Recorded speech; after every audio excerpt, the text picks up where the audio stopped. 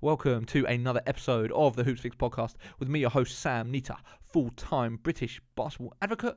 And on this week's show, we have a legend in the building, one of the all-time greats, Joel Moore, widely considered one of the greatest English guards of all time, double gold Commonwealth Games medalist, and a BBL legend. Not only did he play in the BBL, but also spent a short stint abroad, did a season in Germany, which you'll hear all about. It was one of the more interesting conversations I've had recently going into the history of the game, and I thoroughly enjoyed it, and I hope you enjoy it as much as I did. Before we do get into the show, as always, I do have to give a quick mention for our Patreon account. We are coming directly to you, our audience, to help support us. You know, all the work that we do costs money, it costs time, and we cannot do it without your support. So if you go to patreon.com/hoopsfix, that's patreon.com/hoopsfix, there you can sign up to give as much or as little as you'd like every single month to help support our work. For the price of a cup of coffee, you can help support Hoopsfix, help continue growing our contributions to the British basketball media landscape. So go to patreon.com/hoopsfix and you can sign up there. Before we do get into the show, one more thing is, if you're listening on iTunes, please do give us a rating and review. It goes a long way in helping spread the show far and wide. And if you do have any feedback that you'd like to give personally, you can drop me an email, sam@hoopsfix.com. I'd love to hear from you. And of course, you can reach out to me on every single social media platform at Hoopsfix. Anyway, that is enough from me. Here is this week's show with me and Joel Moore.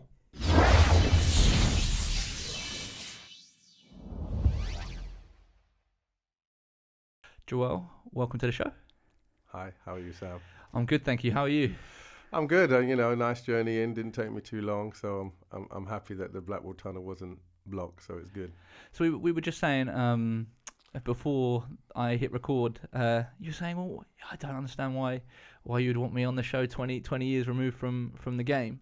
But actually, for me, this is one of the most important aspects of the game, is the history and the culture, and kind of what came before to create, the scenario that we're in now. And I think without it, no one has the context. I think it goes a long way in creating a British basketball culture. And I guess one of the places that I did want to go, and seeing as we're on the topic already, is talking about sort of being a legend of the game, but maybe that not being recognised by people, or people not actually knowing what you've done. When you look back on your basketball career, and kind of obviously now you're coaching, you're working with a lot of younger players. Do you think that there is an element of them not having any clue about who you are and what you've done? There's a lot of that. I get a lot of that, but then I also get a lot of people that do remember me. I think that England basketball hasn't really celebrated what has gone before. If you look at the NBA, you look at all the European leagues, they celebrate the players that have trailblazed, basically, but not so much in the British game. Do you find that difficult? Sometimes when you're talking to a young person and trying to pass the game on to them, that is the difficult thing, because they don't really have any recollection of what happened before. They don't know who you are and how much effort you put into this game to develop it. So yeah, that can be difficult sometimes. Are you in touch with a lot of the other guys from your era, the kind of the stars of that age, and do you guys have conversations about kind of where you're at now, and maybe sort of the lack of recognition and appreciation from the current generation? Yeah, I talk all the time to some of the players that I played with, and that always comes up frequently. I just think that the governing body hasn't done a very good job of celebrating the past, and so the kids have no recollection of what went on beforehand, and they think basketball started maybe 5-10 years ago in this country, and it was huge, I think, when I was playing. What's mad is that one of the things I started, what I used to do before I'd interview people, especially people from before sort of the era that I was covering the sport, was I'd just Google and I'd go as deep as I can into the results. And as there's not that much stuff. It's very hard now for me to find highlights of you, for example. Whereas if I search a kid from the last couple of years, I can find a mixtape and just kind of see who they are and their game. So one of the things I do now is like I did with you, is I email before and say, have you got a sort of basketball CV that you can send through and for me to have a look at? And then for some reason that never clicked when I first started doing this, that I could just ask the person beforehand and they could send me just a detailed list rather than me calling 20 people and trying to get to the bottom of sort of your story. And when you sent through the CV, I mean, there was a few things that stuck out. One, like the fact that you've won pretty much everywhere that you've been, and you've been on very successful teams.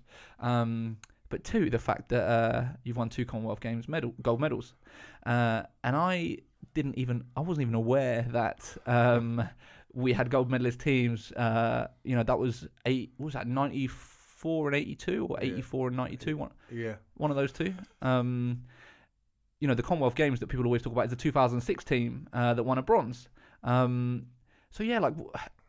do you think that's managed to get lost in the record books of when we talk about sort of the past and sort of national teams? I just think that, again, the governing body doesn't really celebrate what went on before. For me, even though I came in at a time when basketball was huge, I still recognize the players before me. The Jimmy Guymans, the Mark Sayers, players of that era that a lot of people will never ever hear of, who brought me into the game. Sprogis, who works at the FIBA now. That was my first recollection of basketball. I saw them when I was 12 and 13 years of age. And that's how I understand the game, from watching them and developing.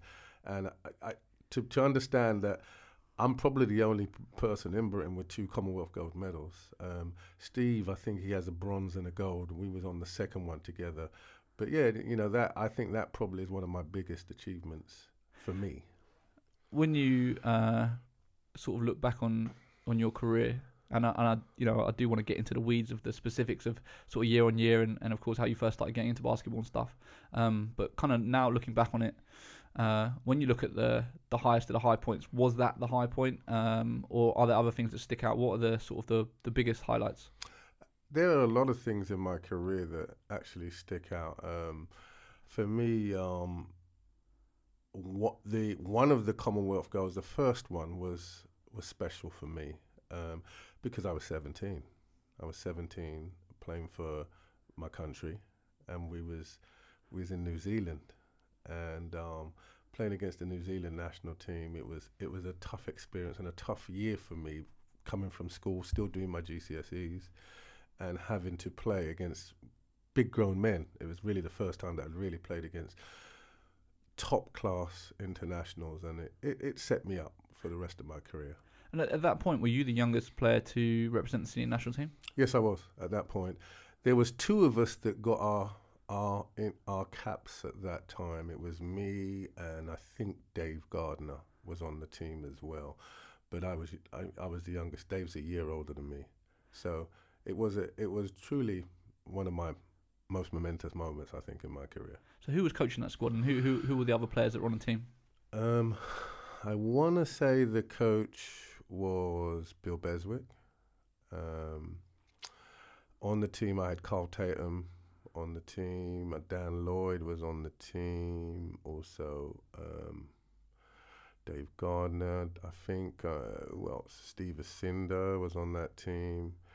I'm trying to remember everybody's name on that team. It's such a long time ago, 17, 30 odd years. Yeah. Did like, in terms of your contributions, did you get off the bench? Were you playing a lot? Were you contributing? And what was the journey to the gold like? How easy or not easy was it? I think there's a stroke of luck in this. Australia were the favourites, but New Zealand beat Australia in the semis, thus leaving the path clear for us. Right. And that Australia were the favourites. They were always the favourites at the time, and they obviously had a dogfight with New Zealand, and New Zealand won because it was in New Zealand. And we beat New Zealand when it was just on the day. It was hit and miss. Some games I'd play a lot, some games I didn't. In the final, I played, I think, the last 8 minutes of the game. We were down, and I think I might have scored 11 points in the last 5 minutes of that game. Wow. And there was a lot of talk and hysteria, because prior to that, we had played in a tournament, I think, in Japan, and you had Stanford University there, you had New Zealand, Japan. It was a pre-Commonwealth tournament, and there was a lot of hoopla about, am I going to go to Stanford? Because Stanford offered me to go and play at their school, but my coach was the assistant coach at the time and told me, no, we'll have better colleges, so stay. Yeah. But back then there was no internet. There was no internet, no access to all of these universities and such. But their star player asked me would I want to come to play at Stanford at that particular time. So yeah, there's a lot of background history on that. Yeah. So in terms of the status of those games, with the media and stuff back then, clearly winning a gold medal is no small deal. Was the final, were the games televised? Was there any type of reception when you came back? Like, what was the sort of the public reception of you guys winning gold? Nothing like that. Should have known. Nothing like that. It was televised. It was televised in New Zealand. I'm sure they will have footage of it. There is meager footage of it some places, but I'm not really that type of guy to chase those kind of things. I played the game because I like beating people. I like winning people. I've never played the game for the money or for putting my name up in lights. I just like playing. I love competition, and that's always been the way that I played the game. But yeah, there was no fanfare, no extra bonus from the England team, and it was one of my best trips. I remember it very well. We won it, and then we came back via Hawaii. And I think the per diem per day was something like £30 a day they gave us. So all our meals were paid for, and they gave us 4 days money to go and do what we wanted to do in Hawaii. So I loved it. I spent my time on the beach, so it was wonderful. So there must be footage of that that exists somewhere. Must be, but I again, somebody needs to dig that somebody up. needs to dig that up. They know where it is, but it was a close game, very close game against them. We knew New Zealand. I was happy that we played New Zealand because Australia, they had a few more guns. They just were misfiring in the semi-finals. New Zealand, we had played before in a tournament, so we knew the Hill brothers and stuff like that. We knew who we were playing against, and so we played very well on that particular day. It's crazy, man. Like, yeah, every time I find out about the history stuff, like, I'm still in shock and in awe of all the things that have happened. And yeah, I would love to see them documented in a better way, And I guess that's part of doing this podcast and sort of having the added video element is that, if you're talking about this and then I can somehow get access to that footage and then snip it in and release it as a little separate, 3-4 minute clip. I think it would go a long way for the younger generation and for fans of the game now to be able to look at it and say, oh yeah, like, wow, like we've, and then be able to tell their friends, yeah, we've won 2 gold medals before at the Commonwealth Games, and because like I said, I mean, I didn't have a clue, and it's obviously in my interest, and I go out seeking that information. When I talk to the kids, and even some of the coaches that are a little bit younger than me, and I say that, at one point we were 6th in Europe. And this is not a lot of people realize that we were ranked 6th in Europe. In the pre-Olympic tournament, I think it's 1988, we finished 6th out of 8 teams in Europe, which is, considering the biggest guy on our team was 6'8", we did fantastically well. Yeah. Not a lot of people know this. Yeah, of course. No. I mean, and like you said, it's until it is documented and spoken about in interviews like this and sort of media appearances, it will continue to remain buried. So yeah. Anyway, the start, the beginning. Let's rewind it right back. So yeah, like, what was it that actually got you into basketball? How did you first end up with a ball in your hands? I think back in the day when I was a little tiny boy, I think I must have been 5, and there used to be a program on TV, the Harlem Globetrotters cartoon, and I loved it. I loved everything about the Harlem Globetrotters. And I was 5 years old. My mum wouldn't let me watch it on TV, so I'd get upset and go and cry in my room. And from then, I had the bug. So I would probably have my first basketball, I think, at the age of 6 or 7. Wow. So you started young compared to most people. Very young.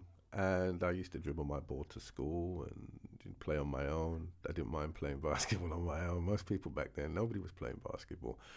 And then I was fortunate enough that I went to the same school as my sisters, who were a few years older than me, and they played basketball at that school. This was South East London, right? Yeah, I went to Deptford Green School, and again, they played basketball, and they were Lewisham champions, which was a big thing back then. The year above me was Lewisham champions, and fortunate for me, my 2 PE teachers, one was British University's captain, Stuart Ashby.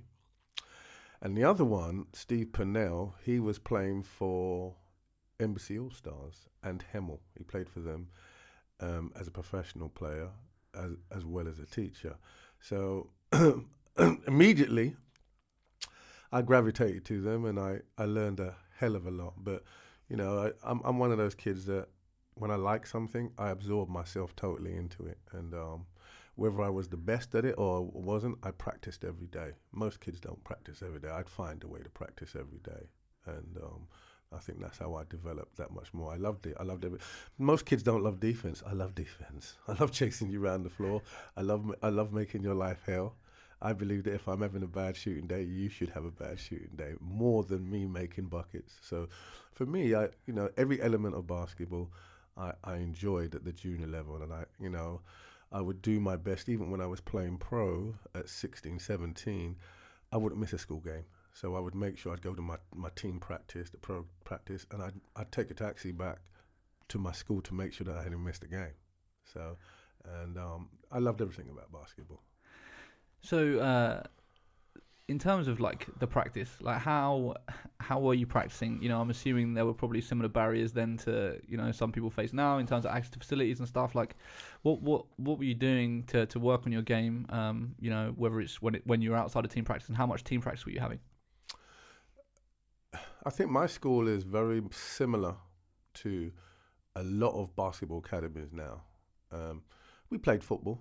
We were all right at football, but at lunchtime there's 70, 80 kids in the sports hall every lunchtime. So you'd have to find a basket and if you're lucky to get a ball, and play with your mates on the side, because there was 10 baskets in my gym and they all were used.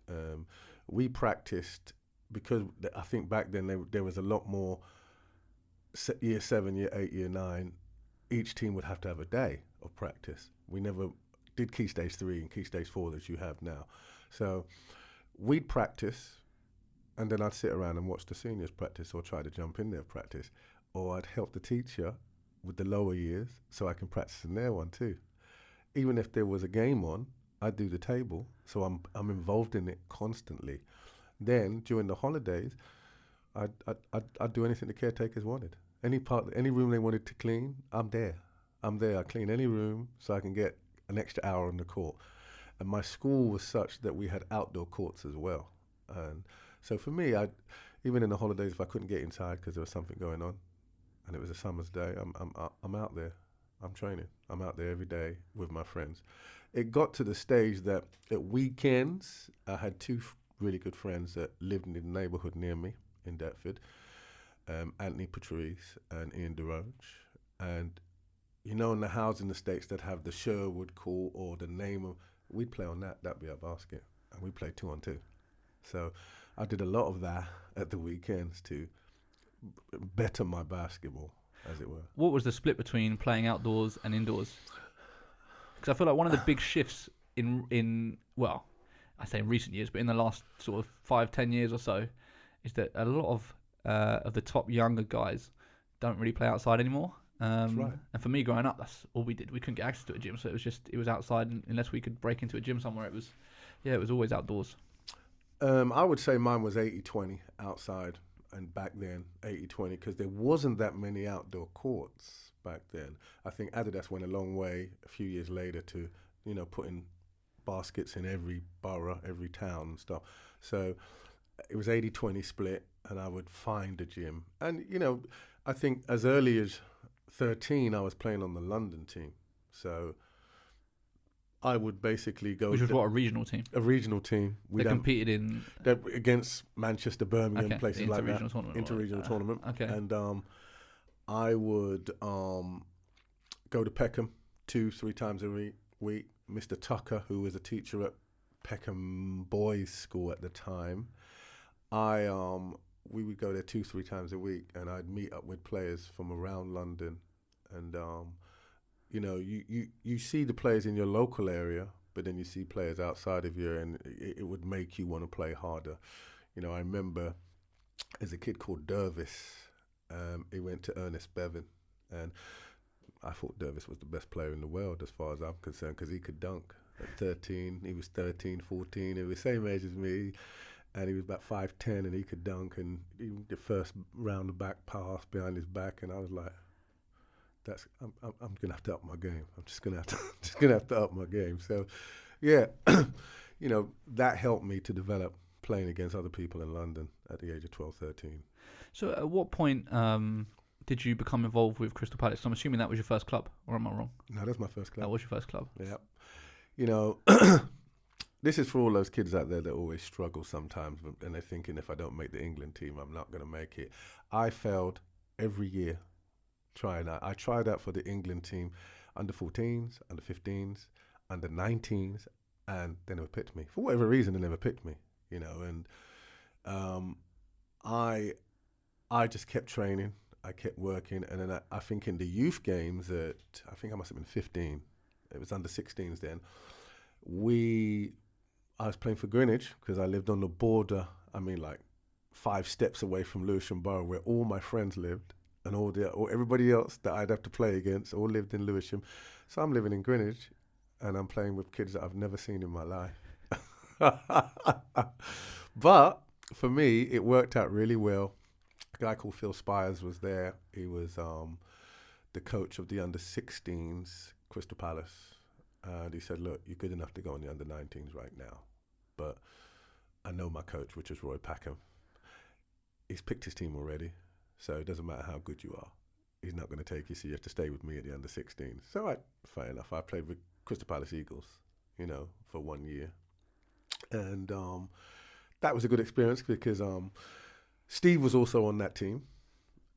Steve Bucknell. Steve Bucknell was on that team, and I'd known Steve since he was about 13, so I knew him through the youth games.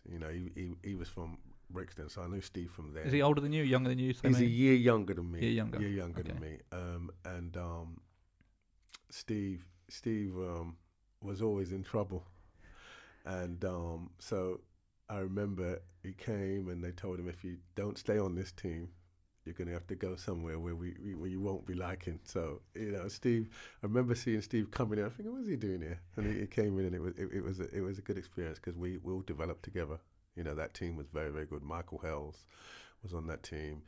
Jeff Booth was on that team. Danny Daly, a lot of kids that advanced to the Crystal Palace Falcons the following year were all from that team. And it was a cultural change too, because when I went to Crystal Palace, the entire under-16 Eagles team was black. Crystal Palace Falcons had 1 black guy. The men's team had 2 black guys. So it was a culture change for all of the coaches, seeing all these little black kids running around playing basketball. So it was a big shift. It was a very big shift in time for them. Jimmy Rogers, God rest his soul, Jimmy was assistant coach on the men's team as well. So it was an interesting time in basketball. So at what point, you've been playing since you were 6-7 years old, and then, by this point you're under 16. Yeah. Had you, clearly you weren't making the England teams that you were trying out for. Nope. Did you, at this point, recognise and feel that you were good? Like, at what point did it become, okay, like, this is more than just a hobby, like, I'm actually pretty good at this compared to my peers, like... A lot of people can't believe me when I tell them this. I was averaging 50. I was averaging 50 in school, and you can. People say, no, you can ask my school teacher. He's got all the records. He's still alive. Everybody knows. Okay, I was averaging 50 points a game from the age of 14. Okay, 14, 15, 16. And that's telling me that I'm good enough. And then when I'm looking at the England team, there's 3 or 4 guys on that team that I've punished on the court, but I'm not getting the recognition.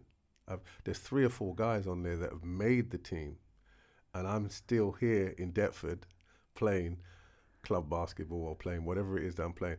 Even to the under-19s, I made the squad, okay? But I was doing my A-levels, and I had a geography field trip.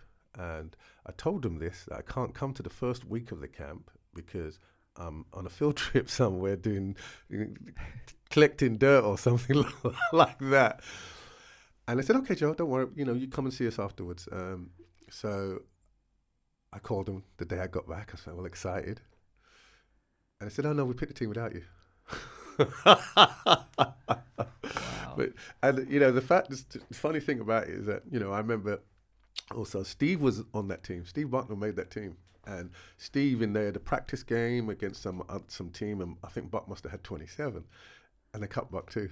And they said, you've got another year. So they cut Steve and me. The two Crystal Palace guys, they cut.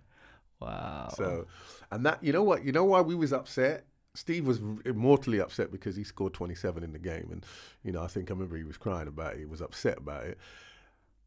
They went to Mannheim and they played against Charles Barkley. Mannheim's a big famous junior tournament. Yeah, Charles Barkley. Sam went to that and all these other people went to it. But we won the cup final. We won the league. But there was nobody from Crystal Palace. And that's why we was really upset about that fact. What do you think it was political? Do you think it was racism? Like, were there a lot of other black guys on the team? Like, what's your sort of rationale for looking back at it now? They always have their favourites. They have their favourites. It's hard for me to admit this, but they have their favourites. Now, if you look back on that team, and if you can find the team, how many of them went on to play pro basketball? Not all of them went on to play pro basketball. There was 4 guys from Guildford on that team. Pete Scantlebury made it. He went to play pro. Sam Stiller made it. Chris Marchand played for about 2 years, and that was it. And the best player on the team was a shooter. I cannot remember his name. He just never used to miss. We used to have struggles guarding him.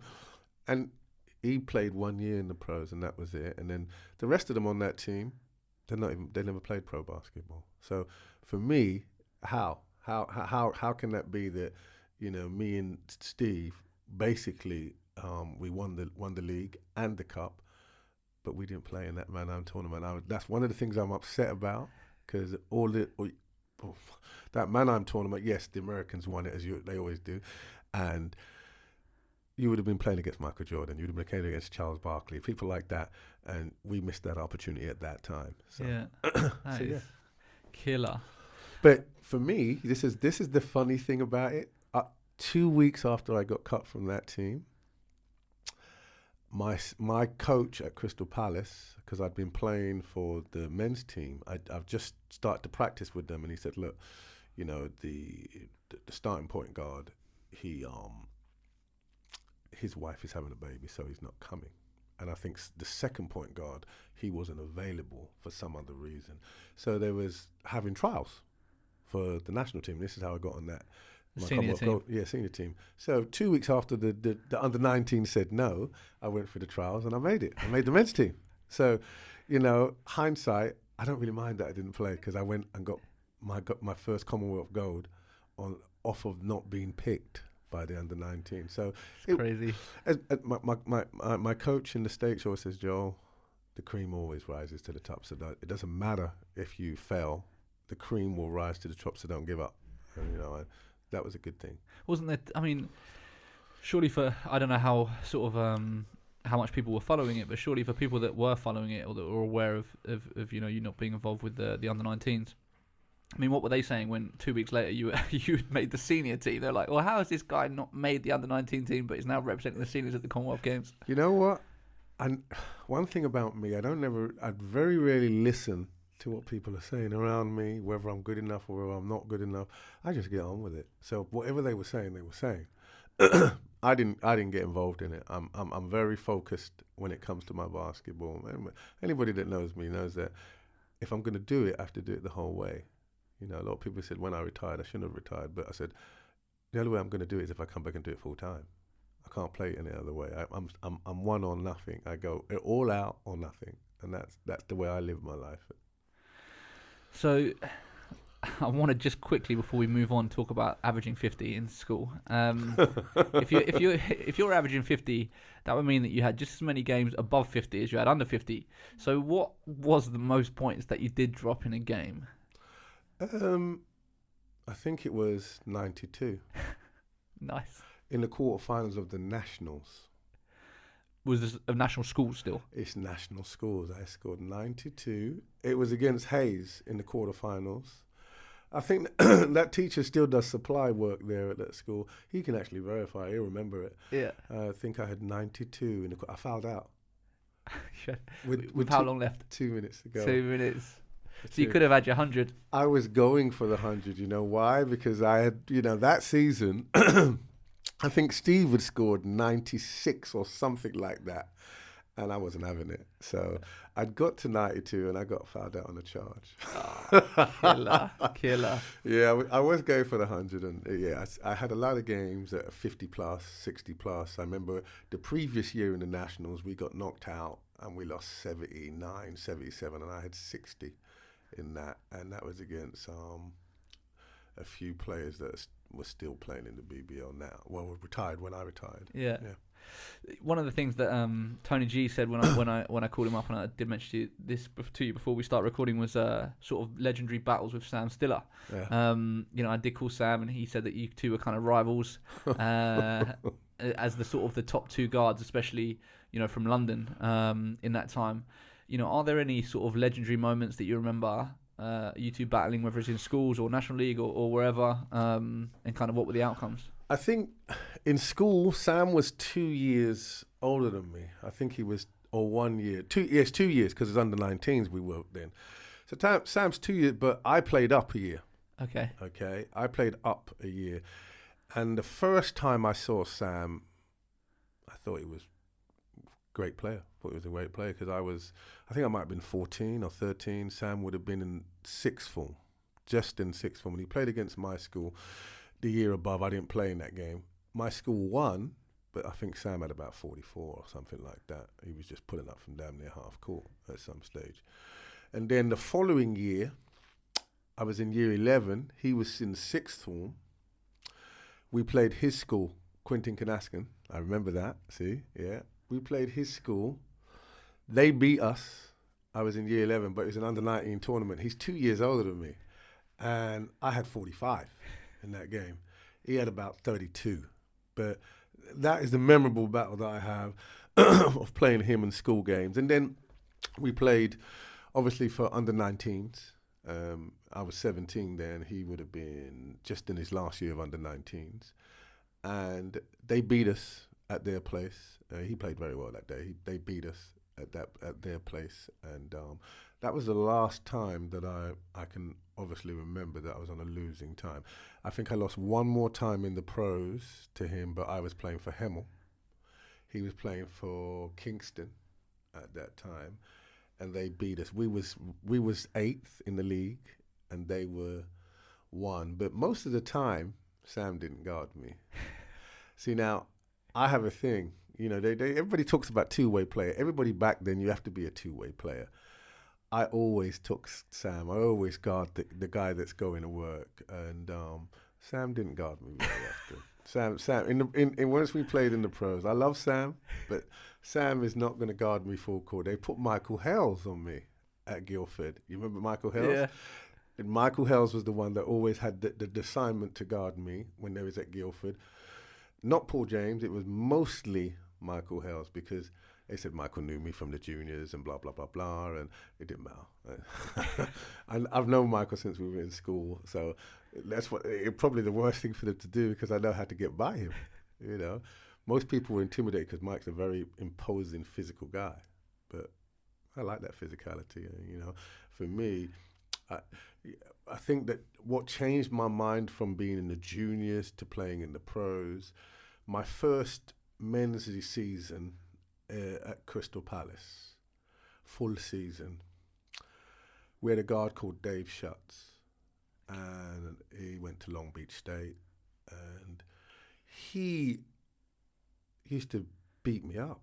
Little 5'10" guard with little skinny little 17-year-old boy recovering from a knee injury, and he told Danny Palmer, "It's too quick for me. I can't guard him. It's too quick, so I have to take Joel's mind off the game."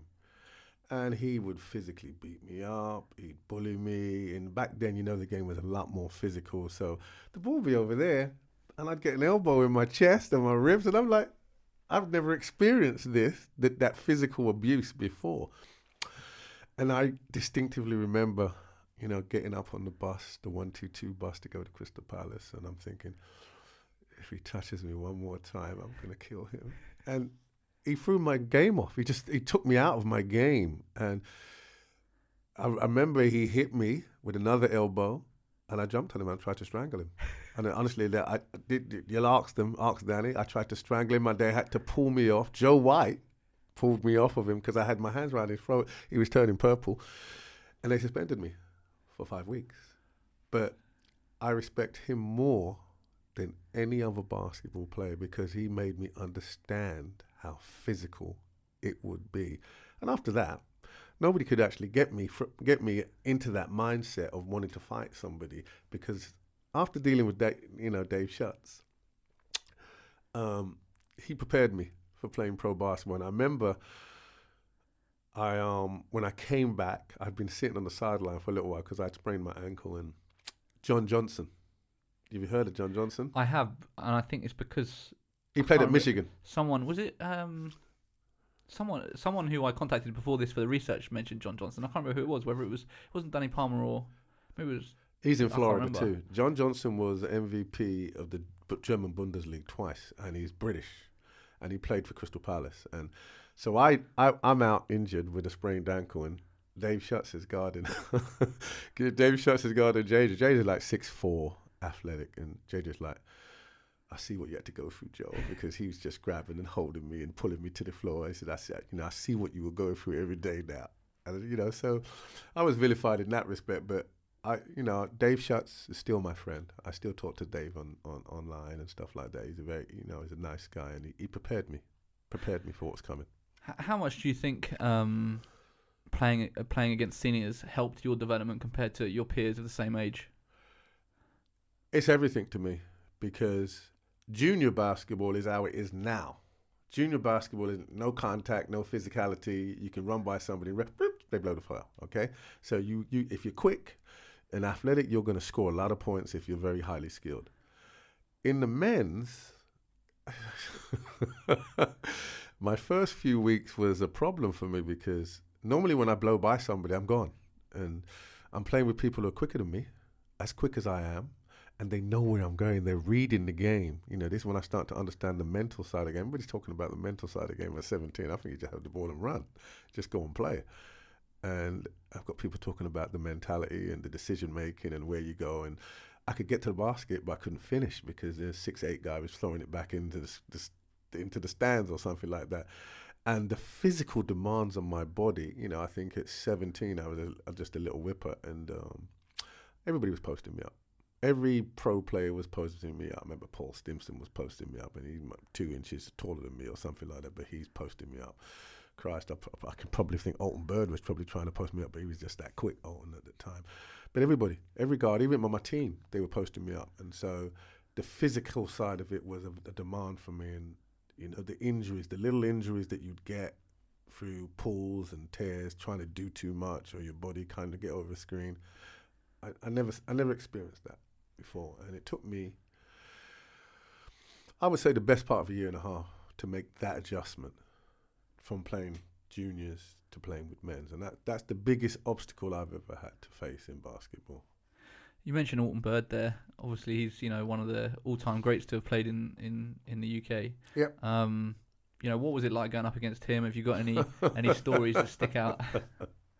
So, I joined the Crystal Palace men's team towards the end of that first year with Crystal Palace Falcons, okay? So they brought me up. Danny Palmer said, we want you to start working with the men's team. So little 17-year-old, you'd think that they'd break me in easily. You think Paul Stimson and Andy and the other older guards would say, all right, Joel, I'll take Alton. No. You take Alton. And this is no word of a lie. I picked him up, and I'm above the 3-point line, and I'm there, bending my knees as you do. You're getting down low in that defensive stance, and he blew by me, and my feet haven't even moved, and I turned around, and he's at the basket. He's at the basket, and I'm thinking, all I do is turn my head around, and I'm like, he's at the basket. How's he that quick? And my left leg hasn't even moved, and he's gone. He's absolutely gone. And I was in awe for the first 2 weeks. I think it took me 2 weeks to just get that starstruck light out of my eyes that I'm playing Alton Bird. Because I'd watched him. I'd watched him for a long, long time do his 360 passes and playing against Real Madrid and Barcelona. I'd watched him many, many times. And he's a problem. He was a problem. And it took me 2 weeks to get the star stuff out of my eyes and understand that I've got to guard this guy. I've got to try to guard this guy. So he was a good starting point for me. And I think after maybe a month, I still couldn't stop him, but I'd slow him down because I'd figure some things out at that stage. And he wasn't there for very long because it was the summer. Just before the summer, I played a couple of games with the first team, and then Alton left. So I played 3 months, maybe 4 months with Alton Bird, but I'd watched him for 2 years. So it was a good starting point for me and made me understand. I've never seen anybody, to this day, when he was at his best, do the things that he could do. And I've seen a lot of guards. I've seen a lot of NBA guards, and he is one of the hardest back then at that time of my career. Because I think one of my first games was games was against Russ Saunders. He was a problem, a big problem. I don't know about anybody else can tell you, but I know that he was a problem because the first full season that I played against him, I had him one day, he dropped 33. The next day, I've got Sudden Sam Smith. So those are the kind of guards that were in the actual BBL, and it was very, very tough, and it was a good breeding ground for me to develop my skills, definitely. How do you compare the league back then to now? I've seen you. I'm pretty sure I saw you at Crystal Palace at one of the Royals games this season. So I know you've seen sort of the league this year. What do you think about the BBL today, and how would you compare it to when you were playing in it? It's getting better, but it's nowhere near the level that it was. Anybody who played at that era can actually tell you. And I know you hear everybody in the NBA say it was better back then than it is now. The difference between the basketball now and then is that when I watch the game, sometimes there's no systems. There are no systems when I watch the game. It's just pure athletic ability. No doubt that there's a lot of athletic ability around, but the IQ and the pick and roll and pick and pop and looking for a specific shot, that's not there. That is missing. If you go to Europe and you watch a European game, the IQ is there. You can see the savvy, the decision making. That is what is missing from the British game, is the IQ and the development of the offense. I know we've only got 24 seconds, but it's plenty of time to get somebody a specific shot or specific play to get that. That's missing. Do you think ultimately that comes down to coaching? I think it comes down to where the players have come from, and how much basketball they've had in their life. A lot of kids, we've got a lot of British kids that have played. They've been on academies, then they've gone into a pro team environment. They've never played in a club environment, and I think that's what's missing in Britain more so than anything else, is that the pro teams haven't got junior programs in the National League. As I said, me and Buck came through the junior National League. So we came in under 16s, then we played under 19s.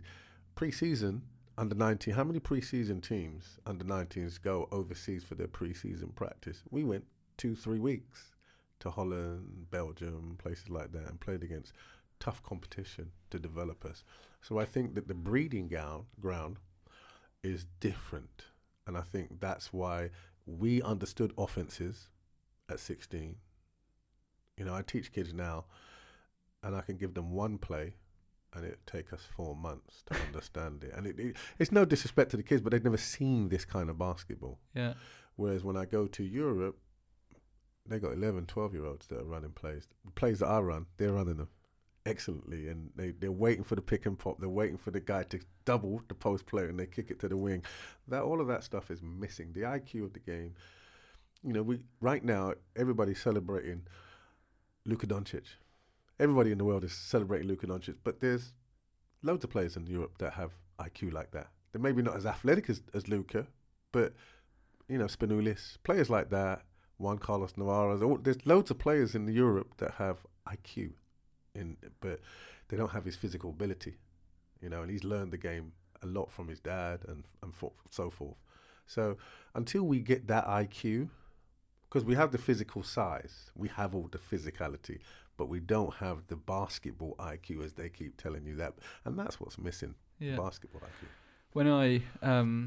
When I spoke to various people beforehand and asked them to kind of describe what you were like as a player in your game, one of the things that people did say was that you had high IQ.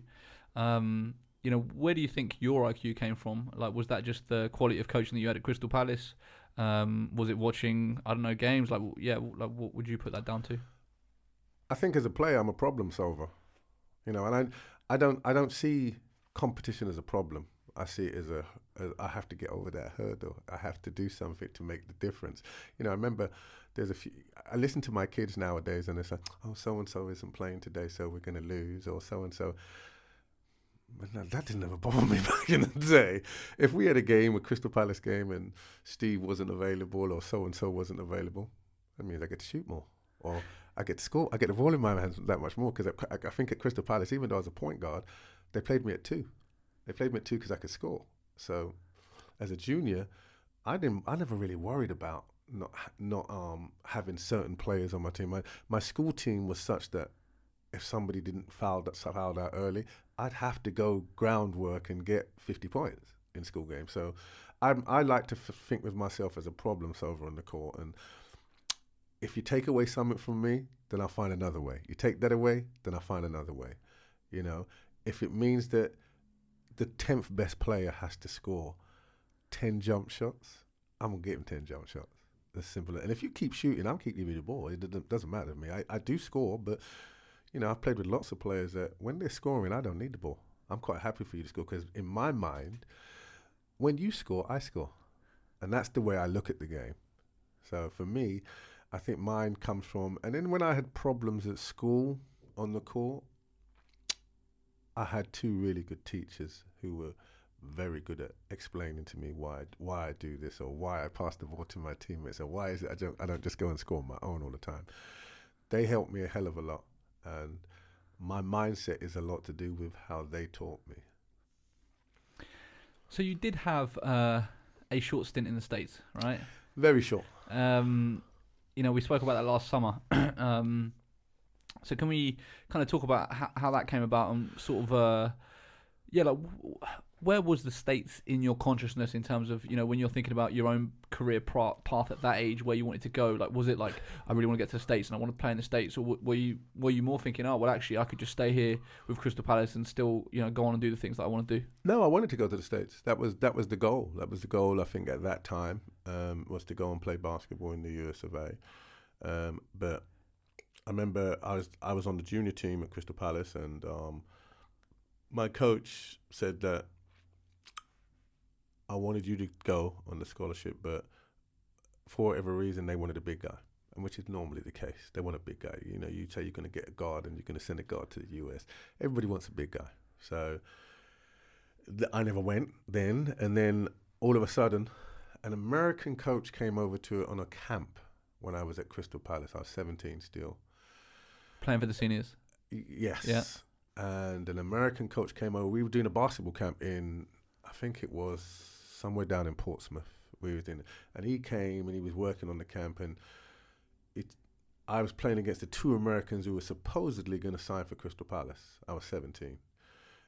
But they changed their mind after I punished the guard. I'm not going to mention his name, but I was punishing the American guard that came over. And he had 4 years of college, and I was 17, 18. And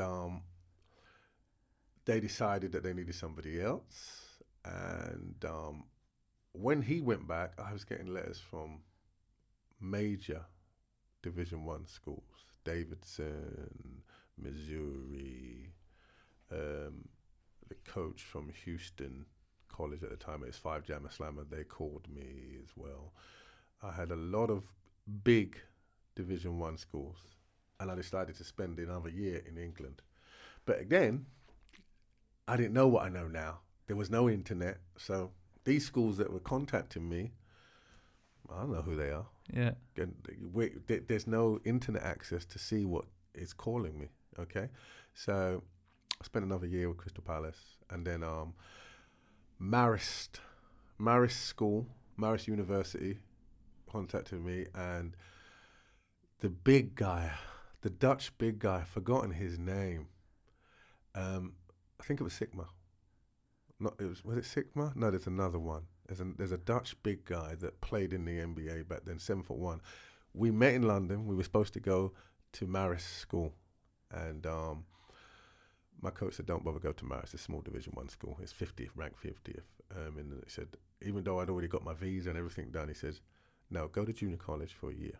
Then you'll have a better idea of America and blah, blah, blah." Okay? So I didn't go to Maris. That guy went on to be a superstar in the NBA. A 7-foot Dutch guy. I cannot remember his name. He's going to come back to me. And I went to junior college, and we were ranked number 2. It was what was the school? It was what were they called? Utah. I think it was in Utah. Okay. It was Utah, and we had 7 high school All-Americans on that team. Now, anybody that knows American basketball knows 7 high school All-Americans on one team is the makings for a very, very, very good team. Of that team, I think 3 of them went on to play in the NBA. So I'm there, North Idaho Junior College, that's what it's called. I'm there. I went there, and the first day was a baptism for me. You know, Jerry Rimblett, wherever you are. I remember I had to guard this 6'4", 6'5" guy, athletic as hell. And I just threw the lob back door, and he caught it and dunked it over me. I was like, what? Now you got to remember, I'm 18 now, and I've played European Cup basketball. I played against Real Madrid. I played against Barcelona. We played in the European Cup for Crystal Palace, and I got lots of minutes. And to get dunked on the first day, probably the third play of the day, and it was a baptism for me. But I adjust very quickly, and I distinctively remember it that I had a good day that day, even though I got dunked on. The following days, there was 5 guards on that team, and I could, I'm sitting across from them, and they're having a conversation about me, and they're like, "You take him today. I'll double him. Push him my way. I'll double him. We'll try to trap him." And then, to me, that's a compliment that you're actually making a plan to stop me. And they were good friends of mine at the time, and this is when I realized the extent of how tough it is in America. Every day, as I can say to people don't quite understand, every day is like playing a cup final over here. Every day, practice sessions are like that. They guard you baseline to baseline. They're not giving you nothing for free, and you're working hard. I had a roommate who I didn't believe him until he brought the letter in. He had a letter from San Antonio Spurs. They recruited him out of high school. Bobby Jack Sumler, at the time, everybody knew who he was. He was 6'5", just an amazing athlete. He was my roommate. Just awesome player. We had a center called Sven Meyer. He's a big agent in Germany now, Sven Meyer. He's 6'10", 6'11". He went second round and didn't even go to camp. He went straight back to Germany. That was my kind of baptism into the States. I spent maybe 3 or 4 months then. It was getting cold. It's getting very cold in Idaho. I think we're in October now, and it's like already minus something. And my boys, Joe White and Michael Hills, were in California, calling me up. "Oh, we're out here in the sunshine. We're going to the beach." They're making all of these noises, and I'm like, before I went there, I had a visit. I went to Gonzaga. I went to Gonzaga University. John Stockton was there. They recruited me. And you have 5 visits when you're in America. They give you 5 school visits. And I went there. And Stockton, this is just before he went in the NBA. He was waiting for his contract. So he's still working at a university in Gonzaga. And he went first round, and they had another guy, I can't remember his name, 6'5". He was a very nice player. He was going second round. So the backcourt essentially was going to the NBA. So I'm there, and I'm playing, and I'm shooting left-handed, because I developed to learn I could shoot with my left hand as well as my right. It didn't make any difference to me. And they were begging me to sign at Gonzaga, and I didn't go. I didn't sign with him at that time because you've got 5 visits. There's no point signing after the first visit. So I went back to North Idaho, and then while I was there, I kept talking to Joe White and stuff like that. And I think America can be a very lonely place. Because when I did it, the only other person I knew that was doing it was Steve Bucknell. Steve was in high school. Steve was at high school, and then it was me. I don't know any other basketball player that was doing it in Britain. It wasn't a done thing. Okay. So I'm there and it's getting cold and I'm bored. Apart from the basketball's fantastic, but we're in North Idaho. It's potato country. There's not a lot going on there. Sorry, Idaho, but there's not a lot going at that time. So the coach said, "Why don't you come on down?" So I transferred. Now to California. Yeah, I didn't tell anybody I'm transferring. I just took in the night, got on a plane, went to North Idaho, and the governing body, the NC2As said, right, because you transferred in the middle of it, well, it was 2 months into the year. The season hadn't even started yet, so no games had been played. Because you've transferred, you're going to have to redshirt. Okay. Meanwhile, Gonzaga are livid because they thought that I was going to sign with them, even though it was only my first visit. And I heard my coach at North Idaho said, yeah, I'll get him to sign. But, I went to USIU in California. Beautiful. Scripps Ranch in the valley. So you're with Joe White and Michael Hales? Yeah, I'm with Joe White, Michael Hales. Now I'm happy. See, I'm happy. The sun is shining every day. You wake up, the sun is shining. Yeah. The weight training is absolutely hard. It's the hardest thing I've ever done in my life. And you're sitting there and you're watching how they lift, and it's part of their life. We start lifting at maybe 18, 19, some of the kids over here. It's part of their life. It's in their DNA. They probably start 14, 15 light weights, and then they get developed.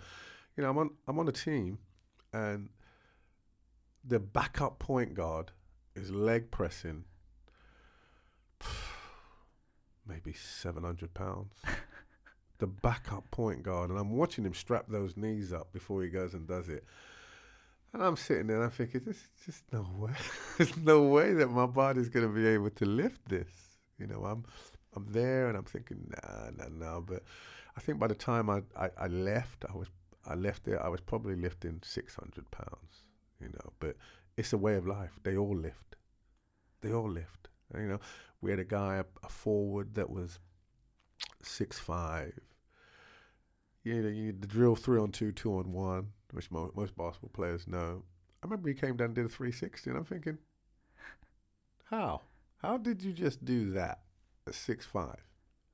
So, and then I got a call while I was in California in the sunshine, hanging out, lifting, partying, lifting, going to school, doing my lessons. And I got a call from England. Danny Palmer says he's starting a new program and he'd like me to come back. Okay. So Crystal Palace offered me to come back. At this time, I had no aspirations of playing in the NBA. I love basketball, but I got to the States and I'm doing what I'm doing. But I had to redshirt. So I could train, practice, but I can't go on the away trips. So I could sit there and watch for a whole year, and I didn't know if I wanted to sit for a whole year. I didn't want to redshirt because I wasn't injured. If I was injured, it might make me feel a little bit better. So I came back in the January after leaving I think I left England in the August, and everybody thinks that you need to go to the States to be a basketball player. You don't. It just depends on your mindset. So I never actually played a game. I went to Division 1 school, but I never played a game. I watched a few games, but Christmas is a long time because they go on a road trip for 3 weeks, the basketball team. Christmas isn't like what we have over here, where we celebrate Christmas and everything shuts down. No, everything opens in the US. So my team was having a free, because I think USIU was the most traveled team back then. They traveled like an NBA team. So I'd have been on campus on my own for 3 weeks, no basketball players. I'm like, I'm going home. I had enough of sitting on my own. Yeah. So I went home. I started the development of Brixton Basketball Club for a little while. From January to February, I played with Brixton and got their application accepted, because back then you couldn't just apply.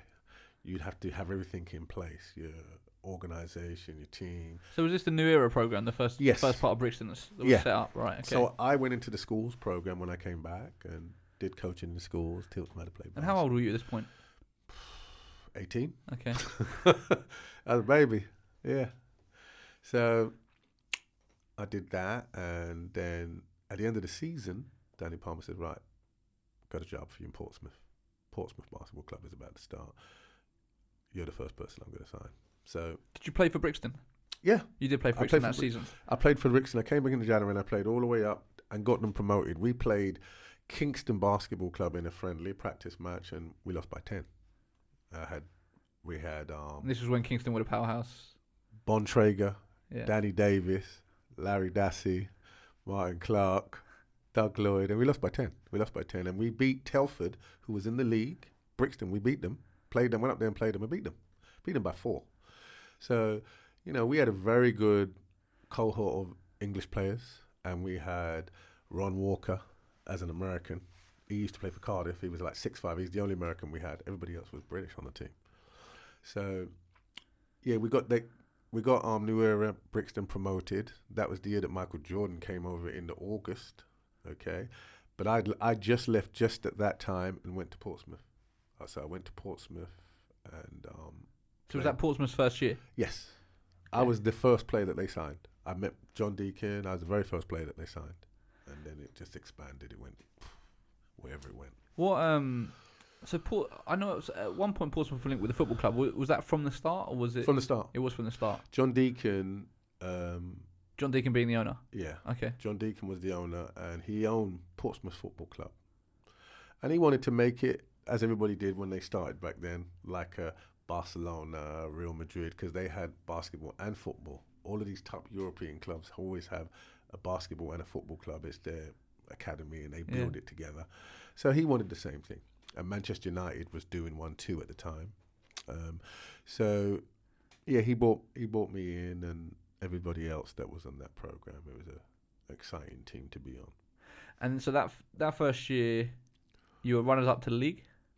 Yeah, a lot happened that year. I'm just looking at my notes. So that was 85-86 season. Yeah, the first year, and then by the second year, you actually won the National League with Portsmouth. Yep.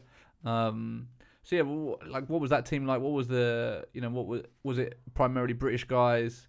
What was the state of the league? The first year or the second year? Both. Okay, the first year, I can honestly say I've never played on a team with more talent. I mean, when you go into Kingston, which was the powerhouse at that time, we played them in the November of that first year, and you beat them by 18 on their own court, and the entire starting lineup had dunks in that game. You had Trevor Anderson, you had Alan Cunningham, you had Cal Patrick Wells, Colin Irish, Larry Dassey, Dan Lloyd, myself on the team. It was a phenomenal team. We pre-season we went to France and Germany. We never lost a game. And up until my car crash, that team hadn't lost a game. And I think it kind of lost a bit of its identity after my car. I'm not saying I'm the only reason, but they needed a point guard. And they never had a point. Once I got hurt and I was out for 2 months, they brought in a guy that was an ex-NBA player called Jose Slaughter. Now, Jose is a 2-guard, and if anybody looks at Jose Slaughter's a good player, but he's a 2-guard. So you've got Jose Slaughter at point, and you've also got Colin Irish and Larry Dassey and Cal Patrick Wells. And Dan Lloyd. You've got essentially 5 Americans on that team. And for whatever reason, it didn't gel.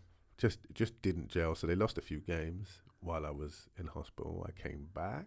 What happened with the car accident? I was a passenger in a car, and the car went into some bollards, and I went through the windscreen. The seatbelt law had just come in like a week, and I didn't have my seatbelt. Yeah, wow. So it was my fault. It was my fault at the end of the day. I was in the passenger seat, and I went through the windscreen, and I had stitches in my right eye. And so they thought that I was never going to play again. But Oh, really? yeah, they had second looks. And, you know, I remember Kareem sent me over a pair of his goggles. I had a pair of Kareem goggles. Yeah. Really? Yeah, Kareem heard about my car crash. And Kareem Abdul-Jabbar? yes, yeah. He came over. He sent me a box. How did he find out? How did that happen? That is really random. I don't know, but I had a pair of Kareem his goggles. I had a pair of his goggles, and they, you know, I liked them, but I couldn't play with them because I'm not used to wearing glasses or anything like that. And they steamed up. Sometimes they would steam up. They had little vents in them too, but it just kind of messed up my the way that I shot, and I just couldn't. So I used to throw them off in the middle of the game, and I eventually learned to play without them. But yeah, Kareem sent me a pair of them. Wow. So that was the first year, and then the second year, I would say that the team understood its roles a lot better. We brought in Carl Tatum. God rest his soul, Larry Dassey died in the pre-season. It was a tough time for the team. So Larry Dassey died, and Cal Patrick Wells went somewhere else to play, the big 6'10" guy. So we had Alan, myself, Colin Iris, Carl Tatum, Danny Williams. Dan Lloyd became the head coach. And I think the team was very, very functional. I don't think it was as talented as the previous team, but we were better at playing together. Lawrence Held was the other American. You think of it this way. At that time, we had two Americans, and they're coming off the bench. The two Americans were coming off the bench, and we started all the pseudo-English guys. So Carl Tatum went to Jacksonville, but he was classed as English, so he played. And you had Colin Iris and Alan and myself. So it was a tough team, you know, very functional team, and we competed. I would say we competed. I don't think we was the best team in that league that year, but we somehow grounded wins out, and I think that's how we won the league, because it came down to the last game or something like that, and we were very good at grinding wins out, that team. When you talk about setting up a new franchise, obviously linked with a football club down there, you know, what sort of money was being put into a team like that? You know, what sort of salaries were being floated around? Like, were you guys living well? Like, you know, you were, 19 years old, 18, 19 years old? Okay. I had my own cottage. Had a cottage. Cottage? Right, I had a little cottage. I had a cottage all to myself, 2-bedroom cottage. Nice. To myself. They were paying me, I would say, about £20,000 now, back then. Win bonus, £50 win bonus every game that we won. And gave us expenses of £25 a week, I think, for me. But there were guys on my team making a lot more money. Really? Yeah, I mean, I'm not sure of the exact amount because people try to keep it quiet, but there were a couple of players on the team making 50 grand. A couple of people on the team. They're a lot older than me, I suppose, so they deserved it, yeah, but I was still only 18, 19, so I'm happy with what I was getting. And was the club profitable? Was it actually making money? Or do you think it was just the rich owners and the football club just sort of subsidising it? They were subsidising it. They were subsidising it quite a lot at that time. They were making some money. We had some sponsors, but I think they were subsidising it. And how many fans were you getting to games? Mountbatten wasn't very big. We'd have about 1,000, but we'd fill it every game. Every game is standing room only. It's 1,000 in there, and then you have them all on the balcony and stuff like that. Especially for a Kingston game, it was packed. Definitely packed. You know, having made the sort of jump back from the States, did you have any regrets, or like was there any part of you that was thinking, "Oh, I could be in the States right now," like, or were you 100% happy with your decision? Yeah, I did have regrets. I regret that. If anybody answers me, that's the only decision I regret in basketball is coming back from the States. Really? You know, and Steve Bontrager, the likes of Steve Bontrager, who I respect greatly, said that, you know, if I'd stayed in college, I would have been a second-round draft pick. This is Steve Bontrager's words, you know, at the end of the day. And that's the only decision that I regret is coming back from the US of A at that time. You know, remember, I was playing on the England national team. I've already got a gold medal.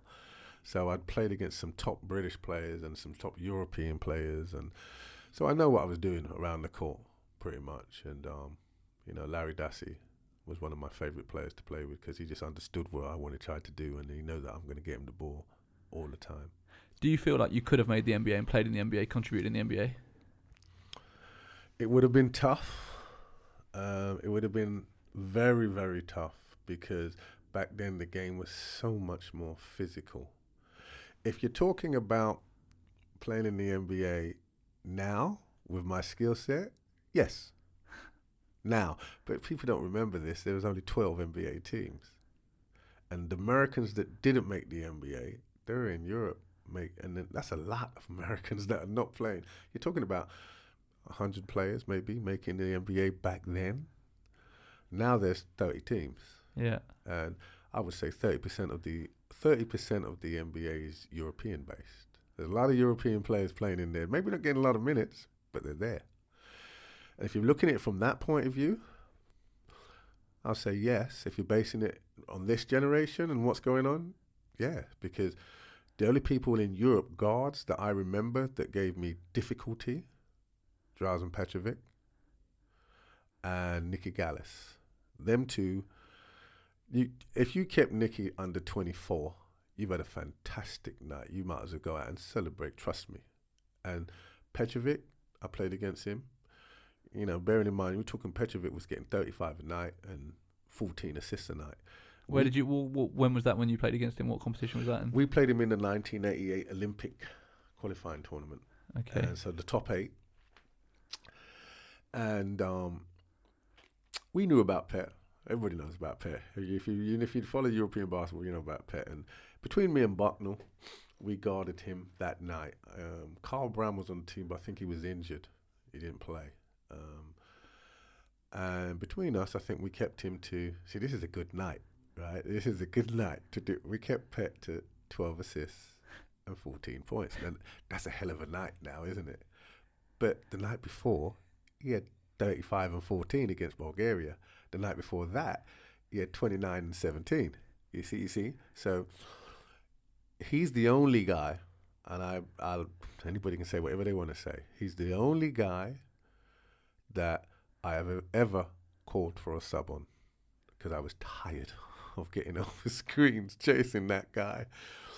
And he's awesome. I much respect to Drazen Petrovic because he opened the door for all the Europeans that you see in the league now. He basically, that door went like that once they took him. I believe, looking at it from now, that's probably what would have happened. When you talk about all-time greats from the UK, who are the names that come to your mind in terms of sort of British basketball legends that, if there was to be a Hall of Fame, that you think without a doubt need to be in there, that you have memories of being just incredible, that people need to know about? There's a few. There's so many. If I start from before my time, obviously Pete Sprogis would have to be in there. Then you're looking at Jimmy Guyman, he has to be in there. Mark Sayers has to be in there. Sudden Sam Smith, he definitely has to be in there because he rewrote how to score in this country and the points that he was putting up. Russ Saunders most definitely has to be in there. Alan Cunningham, ex-Globetrotter, he has to be in there. Steve Bucknell has to be in there. I'd have to put both the Scantlebury brothers in there because they both played at high level. Andrew Bailey I'd put in there. The list is endless. Vince Brookin would have to be in there. We could go on all night about the type of players that there are. Michael Blunt. Now, Michael Blunt has special memories for me because the year that we won the league in Portsmouth, I distinctively remember that we played against him and his team, he was at Calderwood, and his team wasn't that tough. They wasn't, but he was that tough. He's an ex-Laker. He used to play for Los Angeles Lakers. And we triple-teamed him. And I've never been a part of a team where we're triple-teaming another player. And he's still scoring. And he still kept him in the game. His name was Michael Blunt, 6'9". Coming out now, he'd be a great addition to any team because he's a 6'9", shoot the three, put it on the floor, handle it, score. Just a 6'9", 2, which is unheard of back then. So we had lots of multiple problems guarding him. Alan started on him, but then I had to double down, and Carl Tatum. We'd all double down, and he's still scoring on us. And he gets special mention for me because he changed my shot up when I get to the basket, and I have to pass the ball out because, I'm pretty confident when I'm getting to the basket on most people, but it would go awful dark with a Michael Blunt out there. One of the other things I want to make sure that we touch upon before we wrap up is playing in Germany. One of the things that Danny Palmer pointed out was that you and Steve Bucknell were teammates was it Stuttgart? In Stuttgart. Yeah, and that was the first English backcourt, English teammates taking the two foreigner spots on teams in Europe. Yeah, this, I don't think people realise, if we went back to how it is without the European market and you couldn't travel, all of the English players that are playing overseas, they would be in England, okay? And back then you were only allowed 2 foreigners, so that's somebody that isn't born in your country, okay? Pre-Bosman ruling, as it was called. And me and Steve played as 2 Americans. That was normally your American spots, okay? So that is an achievement in itself in playing on a foreign team in their first league, and then taking the team that was essentially using the Surrey Scorchers as a barometer, a team that's near the bottom, okay? It's like taking a Surrey Scorchers team and winning the league and losing in the cup final. And I don't think people realise the calibre of players that was in that league. That I think at that time, the top players in the league were making 175,000. That's a lot of money back then. 175,000. The top players in that league were making, and the players in the league, a guy called Mr. Jennings, he played for Utah Jazz. He was a little guard, but he's just so quick. It's just lightning quick. We had to guard him. Then you've got Miris Kurtanitis, who played on that Russian national team, who could shoot the lights out from pretty much anywhere. John Johnson was playing for Bayreuth on another team, hugely competitive league with a lot of money, and very professionally run. And, people like Christian Welp who played, and Uwe Blab, all these are ex-NBA players that have played 5-10 years in the league. We're having to guard them. And we figured out very early on, yes, there's me, I'm very, very quick, there's Bark. When we get on the break, if me and Steve are on the break, then we go at it. We take it. If it's Steve and another German, no disrespect to the team, we wasn't guaranteeing we're going to get the bucket. So we played half-court basketball.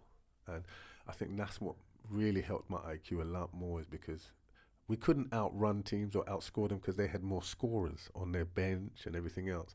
We had essentially five really good players. Bench wasn't that good. So we had to slow it down. And if the game was 60 or 70, we win it, because we felt that we made better closing decisions. The game was in the 90s, and we'd struggle to close that because they're scoring from everywhere. And it was a good. I learned a lot in that league about finishing games and closing games and decision making and taking correct shots at correct times. And you understand your role. I think in Britain, if you're a good player, you can go out and get 40 if you want to. But in the system in Europe, you're not going to get 40. I mean, I averaged 16 and 10 or 16 and 9, which in this day would get me anywhere in any Super League, in the first league, if I was getting that now. But my role was to get the ball to everybody before I looked for my score. Bucknell averaged 19. Our centre averaged 22 points a game. Then we had a couple of swingmen that was getting 15 and 14 a game. And one thing I say about the Germans, once I penetrate and kick to them, they're hitting that.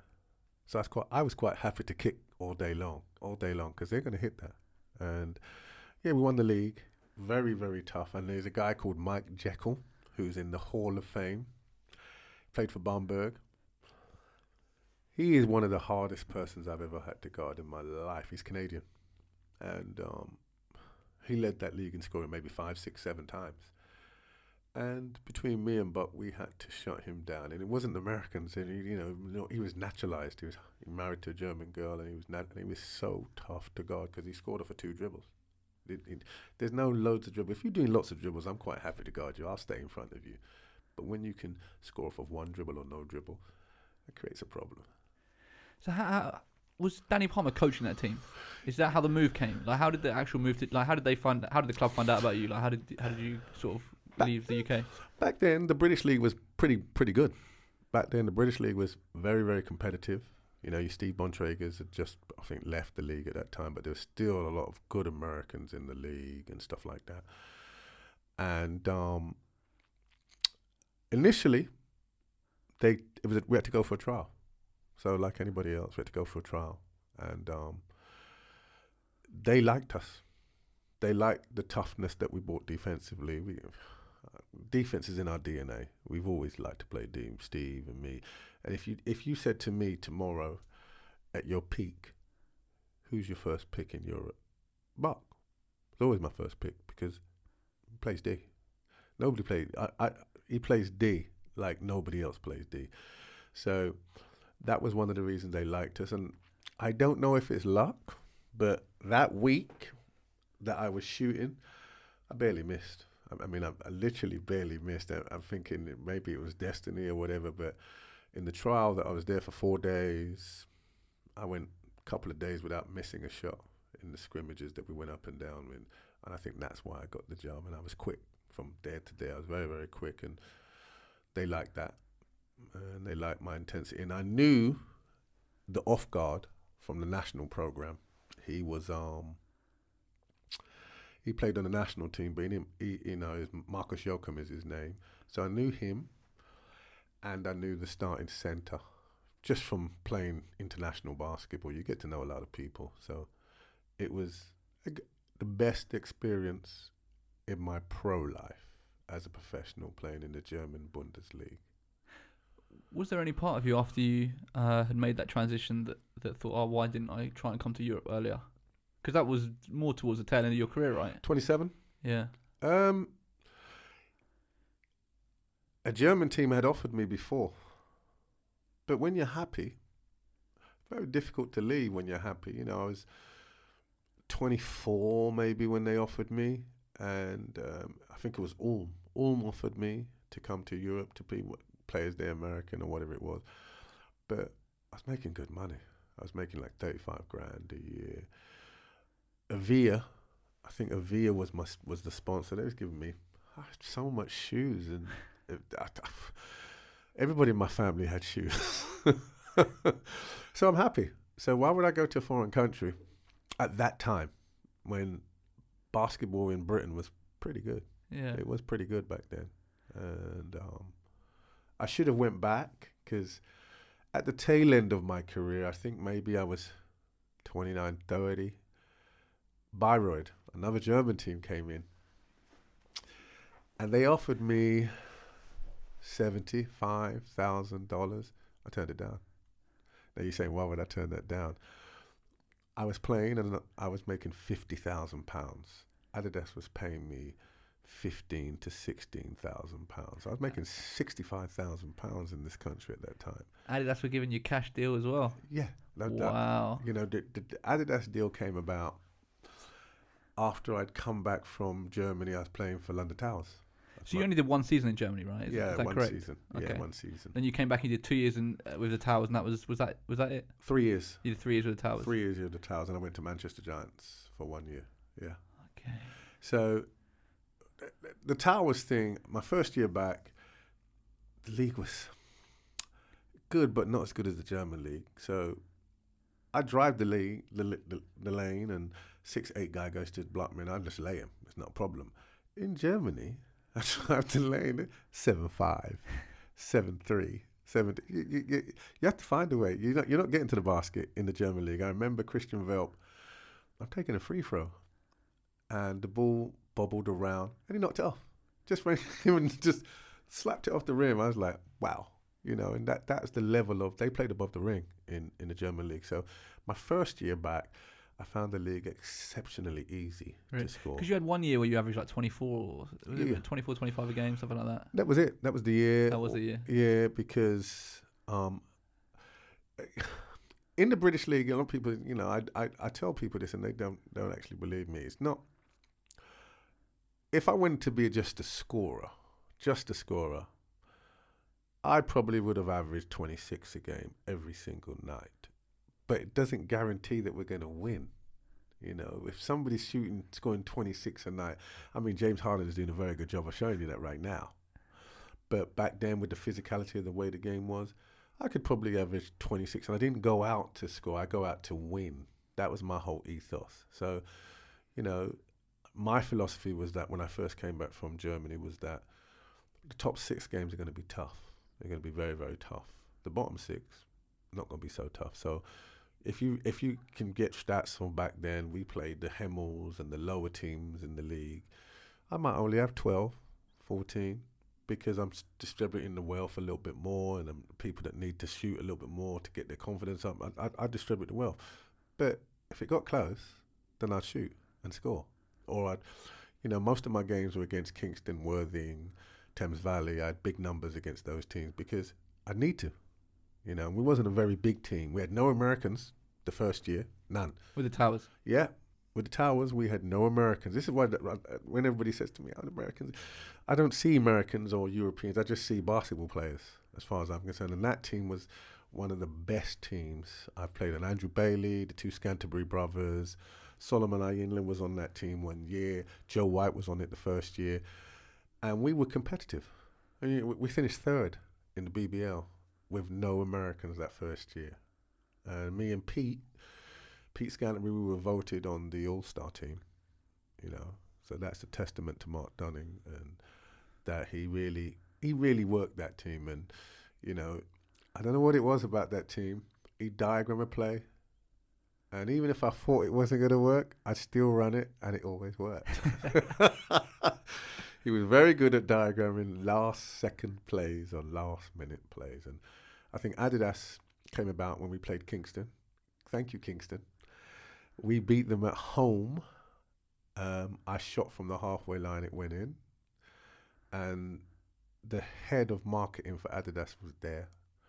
And he came up to me and he said, you're the kind of guy that we're looking for to promote basketball. And they sponsored me from there on in for the next 3-4 years. Wow. Did they have deals with other players or was it just you? Just me. At that 15 time. 15 grand a year, you know. Yeah. Cash. And product, I would assume, as well. Well, he said to me the first year, he found me in March of that year, and I went up to Adidas. He said, come and see me on Monday. Gives me his card at the end of the game. Come and see me on Monday. So I went up to Manchester, and he said, I'm at the end of my budget year. Okay? So what I'm going to give you, we can renegotiate in September. What I'm going to give you right now is $5 grand for the rest of the season. And I'm going to give you $4 grand at what we pay for the product. So they buy stuff at £2, £3. And I said, I'm going to give you $4 grand worth of product. I couldn't finish that budget, even if I tried. Yeah. And that's what he gave me my first year. And then I renegotiated the following year and I got 15 grand the next year. Were you put in sort of promotional campaigns, adverts and stuff like that, or? I did lots of TV programs, Live and Kick In with Ant and Deck when they first, Live and Kick In. Yeah. And then we did Street Ball. I was the face of Street Ball bar. We had 5 events up and down the country. And what was Street Ball? Street Ball was 3-on-3. Oh, okay. The outdoor 3-on-3 events. Run by who? Adidas. Oh, it was run by Adidas, okay. And they put in about $500,000 at each. Really? $500,000 at each. They spent so much money. And we'd attract 40,000 people, 40,000 kids. And they'd invite NBA players to be the face at London and stuff like that. Yeah.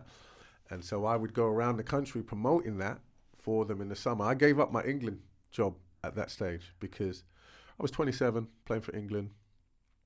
That summer, Adidas promised me, look, Joel, you come and work for us in the summer and we'd pay all your expenses. We'll pay you 250 quid, 300 quid a day.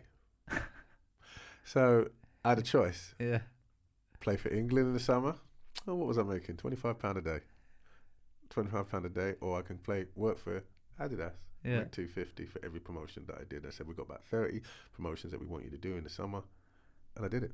So And then all expenses paid, everything was paid for a hotel, 4 or 5 star hotel. And Prince Nazim, people like that, I was hanging out with them and the footballers. Yeah. You know, I met lots of footballers at that time, and, you know, some of them were my friends from before. Paul Ince was a good mate of mine. I like Paul Ince, get very well with Paul Ince and stuff like that. Interesting. Sir John Barnes, people like, you know, so we cross-reference a lot when I was at Adidas. A lot of stuff was cross-referenced. Do you, one of the conversations we've been having with some of the players that come in here is talking about kind of making sure that they're set for the future and sort of looking ahead to the next step after basketball and stuff. You know, at that point, obviously you're not earning millions and millions and millions, so you never have to work again, but clearly you're earning some decent money that can make you financially stable. Were you thinking about the next step at that point, and were you able to sort of make investments and ensure that, you know, when you were making the progression into sort of retirement, that you had like a little bit of a nest egg or some sort of security, so you're not just, you know, broke and then looking for your next job? No, for me, at 23, I was able to buy my house. Oh, nice. So I was able to buy my house, mortgaged, but I bought it at that stage, and I still got it to this day. And yeah, like you said, the sums of money that there are now, you can't compare. Yeah. You know, when I think at my old club, I go back there now and again to speak to people, and I still have friends in Germany. When you think that their starting lineup at Stuttgart are all making 500,000 a year, and I think me and Buck were making 65, 70,000, which is still decent money back then. But you compare that to now, you can see how big basketball has got in Europe. Yeah. You know, hopefully we get that way for the kids in Britain, in England. That is the hope that our league. I don't think it'll ever get that big, but you know, if people are making £150,000 a year here, they probably won't leave.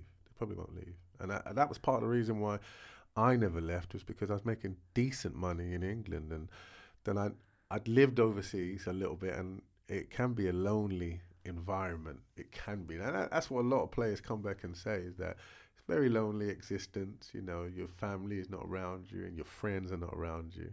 So I think it takes a very strong-willed person to be able to play overseas for 10 years. You briefly mentioned it at the start, but talking about sort of retirement, what age were you when you actually hung them up, and kind of what went into that decision? Because obviously you could have still had a few more years, I would have guessed. Yeah, I mean, I retired pretty young. I would say 32, 31, 32 I retired. Injuries. You know, you love this game and you give your all to the game. And for me, at the time, a couple of years before, I dislocated my shoulder, and it had just got better. But I also had tennis elbow. Now, if those of you that have had tennis elbow, it's a very painful thing. And if it's on your shooting arm, when you lock out, you feel that constant pain. And I had dislocated my knee and shoulder at the same time in a game for Kingston. And the knee had got better, but it was a slow process. The dislocation was a slow process. And then I was having problems with a lot of tendonitis in my Achilles tendon. So all of those factors at the same time made me hang up the boots, because I would have never hanged up my boots just because I think I'm too old. I wasn't too old. The injuries were taking its toll on my body, and I made a decision to kind of hang up at 32. 2 years later, my body was back to normal. I was back to normal, but I looked at the road that I had to climb and how long I would be still playing at the top. Because I remember what I said to you at the beginning, I'm all in. If I'm not all in, then I can't do it. And at 32, 34, I'm thinking maybe 2 more years. I'd have maybe 2 more good years, and then I might have to retire again. And I just didn't want to train to get back to that level, because I knew how long it was. At that stage, your body's telling you, and the injuries were fine then, but I'd have to do 6 months of really, really hard training, and the elasticity of the muscles isn't the same when you come back. Just isn't. Did you find it difficult going from, you know, basketball was your life, you're practicing every day, you're having games every week, to then all of a sudden just stopping? Yeah. That was a tough ask, because I'm anybody that remembers me playing, I love the game, but I'm very intense. I'm intense all the time. Maybe not always the best, but I'm always intense, and nobody can tell you that I didn't play hard, because I always played hard. and trying to wean myself off of that intensity that I began. So the first 3 years after I stopped playing, to actually go and play pickup basketball, I couldn't do it because I'm thinking about the point game. I'm thinking about winning. Some players can just go and relax and play on the court. For me, nah, I'm about to win. So when we play, even if I'm playing with girls, it's a struggle for me to just accept that person's going to let somebody go backdoor, or they're going to miss a wide open layup. All of that was a struggle for me. So rather than put myself into that position, I stayed off the court for the first 3 years. I just stayed off the court, and then I coached girls for a little while, and I slowly got myself back into British basketball. But first 3 years was tough because people say, let's go and play. But I said, I can't play unless you're going to play hard. If you're just going to go for a run. I hear people say, let's go and have a sweat. What's that? I have to go and kill.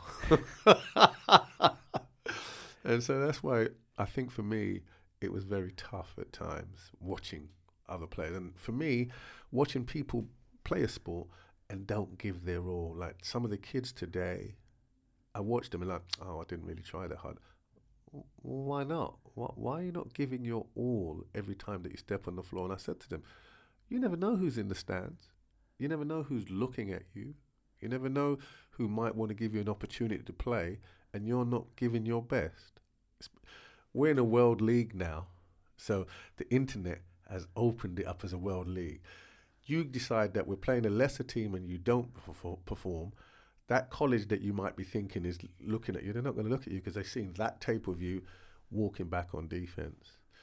One of my players that I've sent to Ostend, and I sent him and they love him and he's still there, and the coach had a go at him because he watched his ABL games and he says, you never run back on defense. Why is it that you run out of steam after 10 minutes and you're just walking around on the court?